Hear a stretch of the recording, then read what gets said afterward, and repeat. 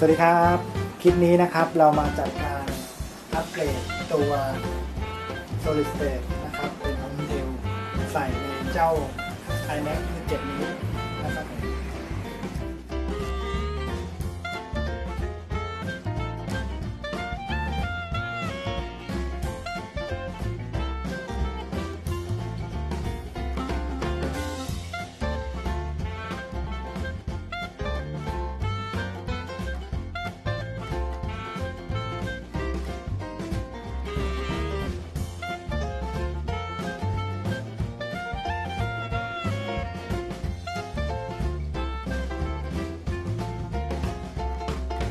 ของเดิมนะครับจะเป็นไซส์ 3.5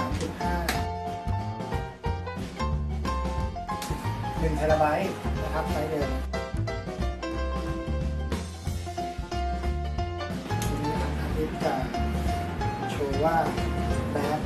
ทางร้านเรานะครับสามารถเช็คได้เลยนะครับไม่ต้องถอดตัวฮาร์ดดิสก์ออกมานะครับรู้เลยว่าฮาร์ดดิสก์เป็นยังไง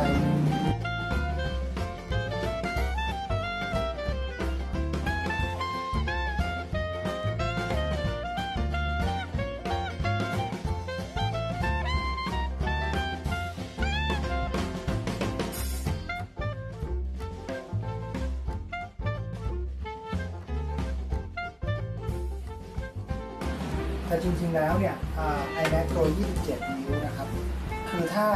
าฮาร์ดดิสก์ตัว 3.5 ไม่เสียนะครับมันจะมีช่องที่สามารถใส่ได้อีกช่องหนึ่ง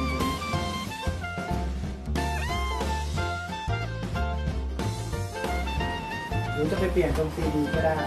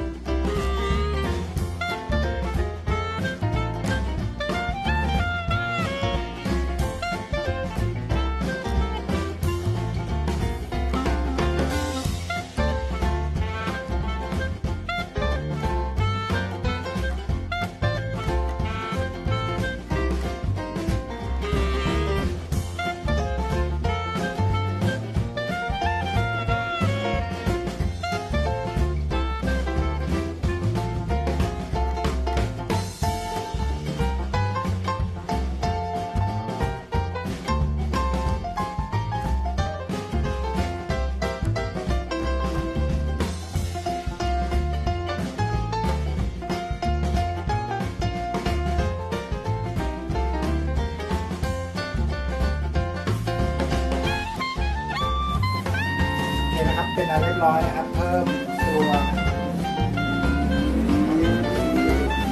SSD นะครับ Solid State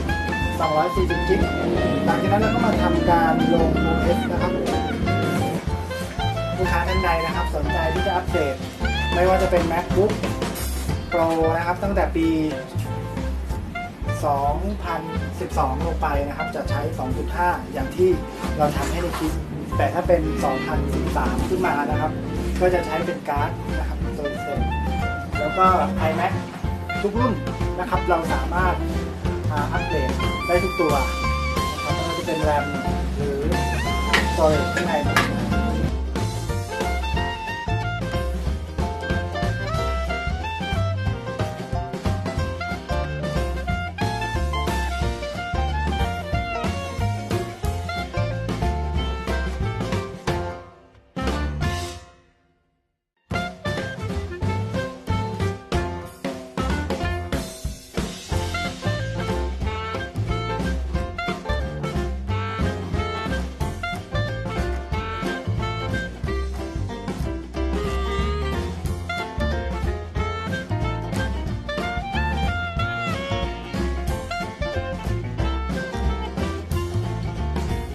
ครับผมอันนี้นะครับหลังจากที่เราลง OS ใหม่เรียบร้อยนะครับเราลองมารีสตาร์ทดูนะครับว่าเครื่องเป็นยังไงบ้าง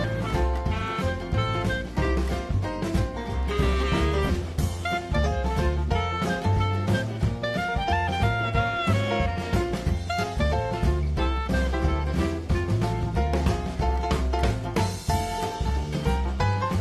ดีขึ้นเยอะนะครับจากก่อนหน้านี้ประมาณ2 นาทีเกือบ3 นาทีนะครับรอ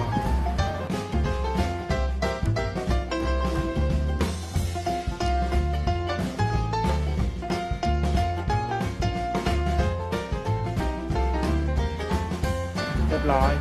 ติดต่องานซ่อมนะครับหรืองานอัปเกรดในส่วนต่างๆนะครับร้าน B&D Service รามคำแหง24เบอร์โทรนะครับ0863199940หรือเบอร์ร้านนะครับ02-719-1302นะครับหรืออีกสาขาหนึ่งของเรานะครับจะอยู่ที่พัฒนาการ25-27นะครับเบอร์โทร0863032669ครับผมขอบคุณครับสวัสดีครับ